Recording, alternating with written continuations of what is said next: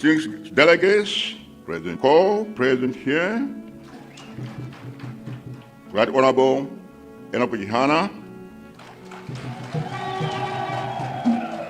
President of Afford, and all representatives of political parties present here, Honorable Iremia Kihana, Dr. Jane Ansa SC, and all invited guests present here, members of the press, ladies and gentlemen. Muli nonse? Muli bwanji? Ine ndili bwino. Mwanene nonse? Muli makora? Ise tili makora. Nonse? Moseliwa? Miyano noseliwa. Ine mpwiti noseliwa. Joyamba, before we start, I would like to invite you all to stand up for a minute of silence in honor of the late Vice President of this country, Dr. Salvos Klaus Lima, and the 8 brothers and sisters that perished in that tragic accident at Gangawa on July 10th, 2024. 1 minute, please.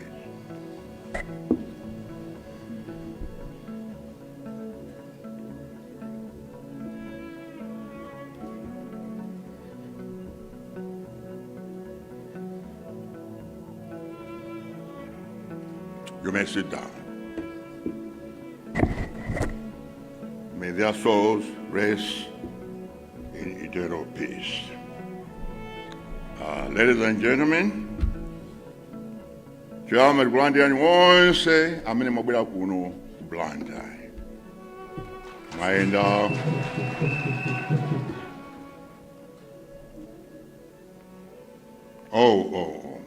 I already said, representative of all political parties, that include UTM and UDF. Yeah. I consider it a great Chairman Lande onse amene mabwera kuchokera. I'm sorry, my assistant says that I omitted UTM and UDF. I did not.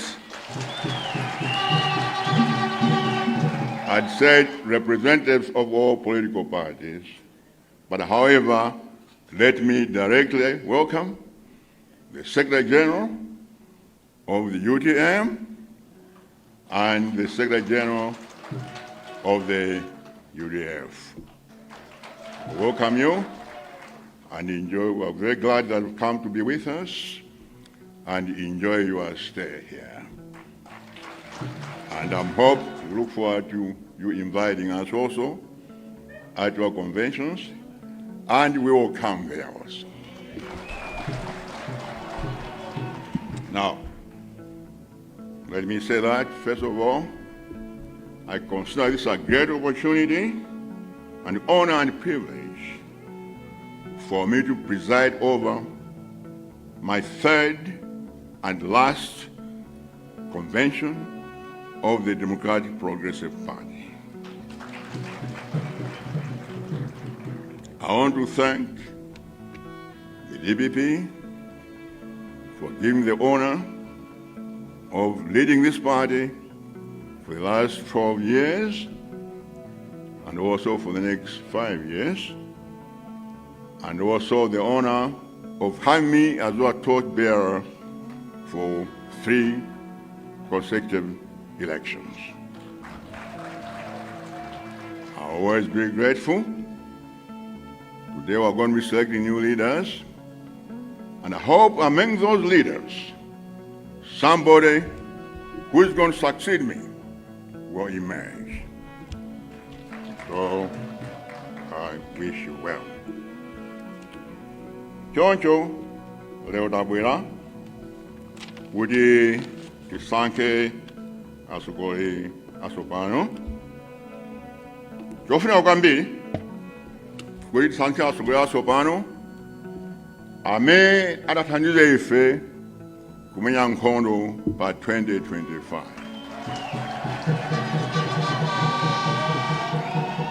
Pali nkhondo yayikulu imene ikubwera pa 2025.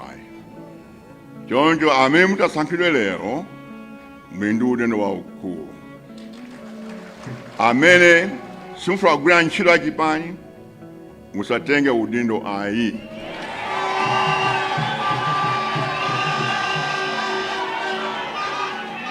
I don't want people who take positions only for decoration. Every position is functional. You are supposed to work for this party. So if you're not prepared to work with this party, withdraw your nomination.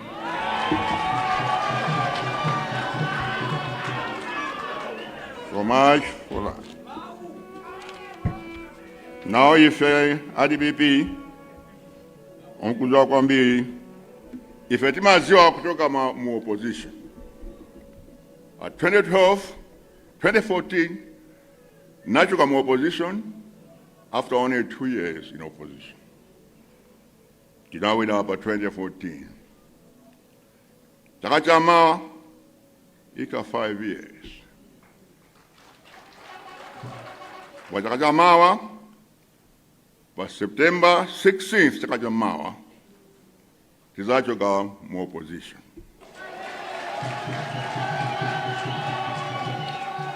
Ndipo pa September 17th takachamawa nonse muzabwera ku Page House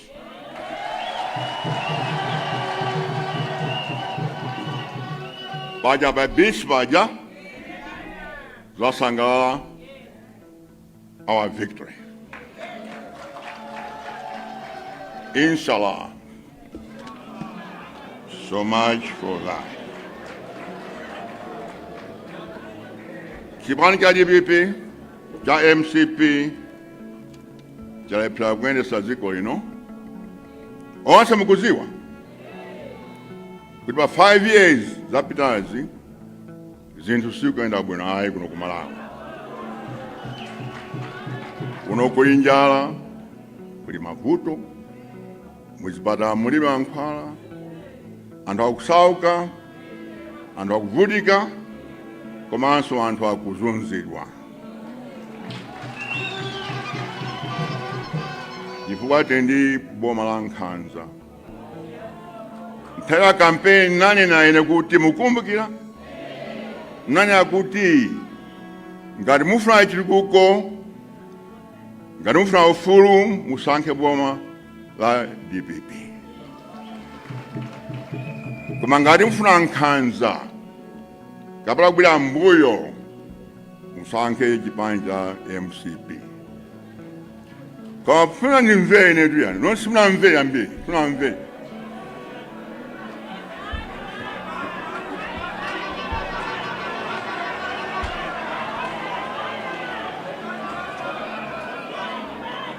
Munangotengeka kwambiri. Munangotengeka nikuthamangisa ife mboma, ndikusankha boma limene really clueless, a government which sees nothing, hears nothing, knows nothing, and does nothing.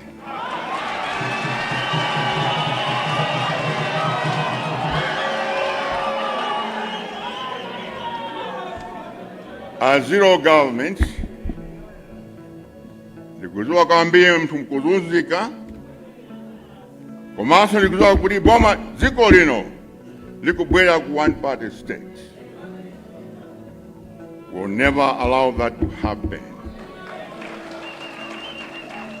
September 16th, 2016 next year, that will be the end of the return to the one-party state. On September 16th, 2025, we will restore democracy to this country. The democracy we earned in 1993. Choncho, tauze, achimanya DPP, achimanya MCP, kuti akonzeke sopano, ayambe kumanga katundu.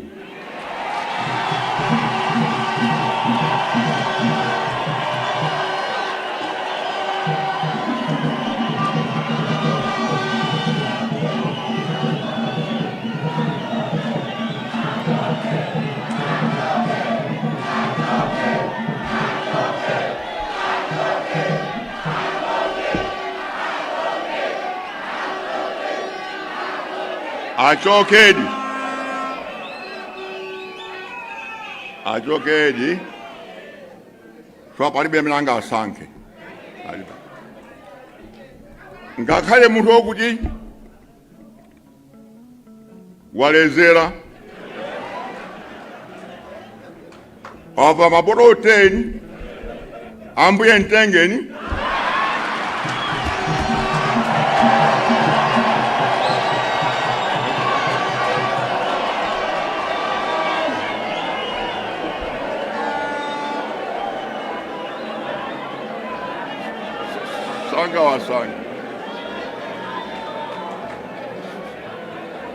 Sanga wasankhe yani.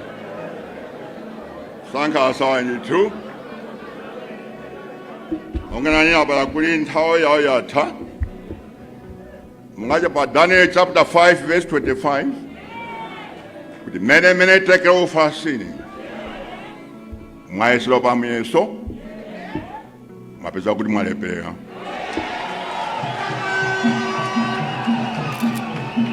Ndiye kuti ufumu wanu uzagawidwa pakati pa DPP, UDF, UTM ndi AFOD.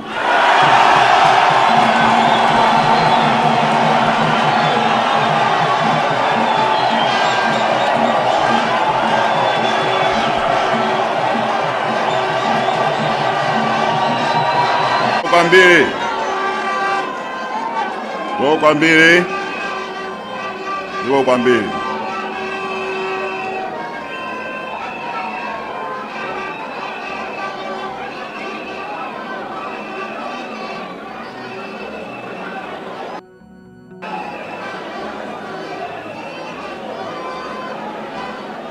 DPP oye! DPP oye!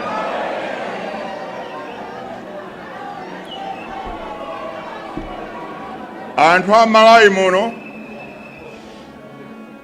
maybe 90% aufuna DPP.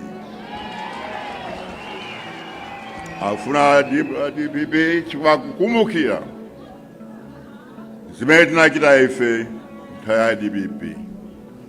Nakonza dziko lino, zakonza chuma, mathandizo azimayi, achinyamata, achikulire, anthu oluma, anthu onse osiyanasiyana timathandiza ife. Komanso anthu anali osanga muno Malawi. Report imene achokera ku World Bank komanso ku IMF auti Malawi ndi anthu achisoni kwambiri. That's saying Malawians are the saddest people in the world. Just came out from the World Bank IMF. Anthu andichisoni kwambiri, chona kuvutika kwambiri. Njala, matenda zosiyanasiyana. Chifukwa cha boma limene sizwa chimene chikuchitika. Vuto lakuno ku Malawi ndikuti tindi president kwatilibe mtsogoleri.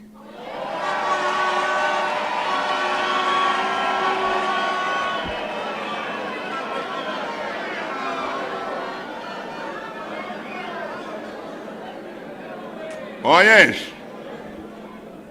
we have a president, but we have no leader in this country. That is a problem. That's a problem. Guys who are unable to go to Canaan, chifukwa kulepsa kutenga ku Kenani, Comeasa kutenga ku Bagamoyo.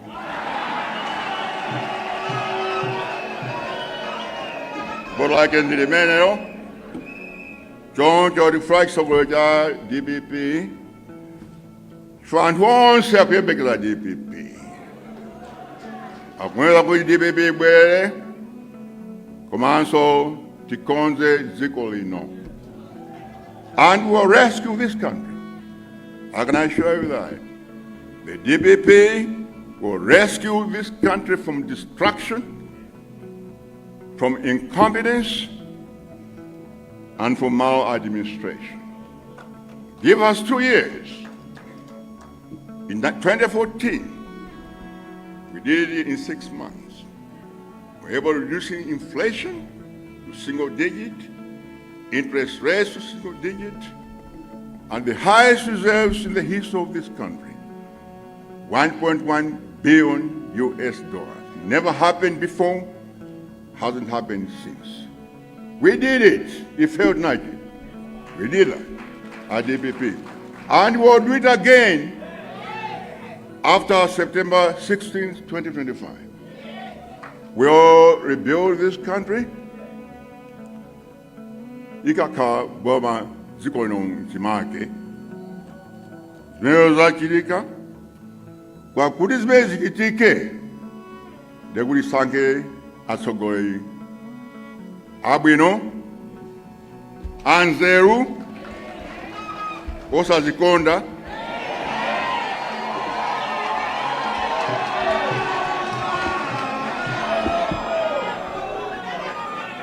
Koma sogoli amene ali ni kutekera. Kuti ziko lino likhale ziko lokomera munthu aliyense. Za ku Nchinji, za ku Nsanje, za ku Chitipa, choka ku Likoma, kufika ku Nchinji. Malawi okomera anthu onse muno Malawi. A better Malawi for all, not only for a few people. Sakale boma, lokonda dia limozi, kama region imozi, pingo umozi, kapena banja limozi. Malawi, lwatonse, asogoli amene ali ndi luso, ndi nzeru, kuti adzandithandize ine kuyendetsa dziko lino kuyambira September 17. Komanso musasankhe munthu chokupasa ndalama. Ndikulawa kuti anthu ena amagula mavoti zimenezo sizabwino ayi. Koma akupasa ndalama kuti mavotere mukane.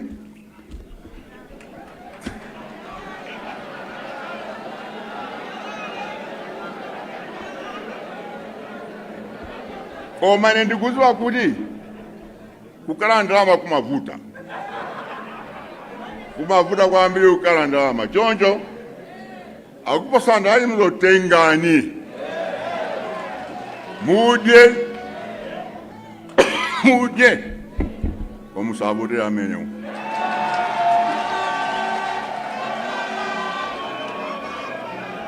Chifukwa amene ndi anthu achinyengo. Sitifuna anthu achinyengo mu chipani ayi. Komanso musapembere munthu wishwa amachokera kudera kwanu ayi. Musapotere munthu chifukwa kuti makhala mpingo umodzi ayi. Kapena kuti mavina naye sopa imodzi, khala ngoma, khala onara, khala chani ayi. Musasankhe munthu otere ayi. Musankhe munthu amene ali ndi integrity. Khala mwemwera limodzi khandi kuche.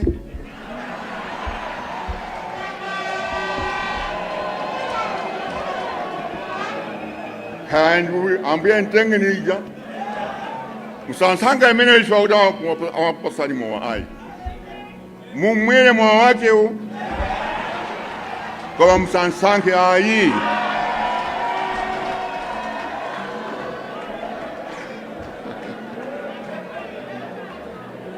Povota tione kuti azimayi achinyamata asankhidwenso. Chifukwa tikufuna muno muchipani mukhale achinyamata ambiri komanso azimayinso akhale ndi dera. Chifukwa mu constitution mwathu timati kuti komiti iliyonse pa region kapena district pakhala anthu 75. 25 azikhala azibambo, 25 azimayi, 25 achinyamata. Tigawane mwabwino tonse osakakamira zinthu ayi, watonse tizigawana pang'ono mipando imeneyo. Choncho kumaliza nene kuti sankhani mwanzeru komanso sankhani atsogoleri othekera. Mukasankha atsogoleri othekera tikhoza kukonza malawi wabwino wankaka ndi uchi opanda mavuto, opanda umphawi, opanda njala. Ambuye akudalitseni nonse. I wish all the candidates success in your voting, and God bless you all. Ambuye akudalitseni nonse. Zikomo kwambiri, zikomo.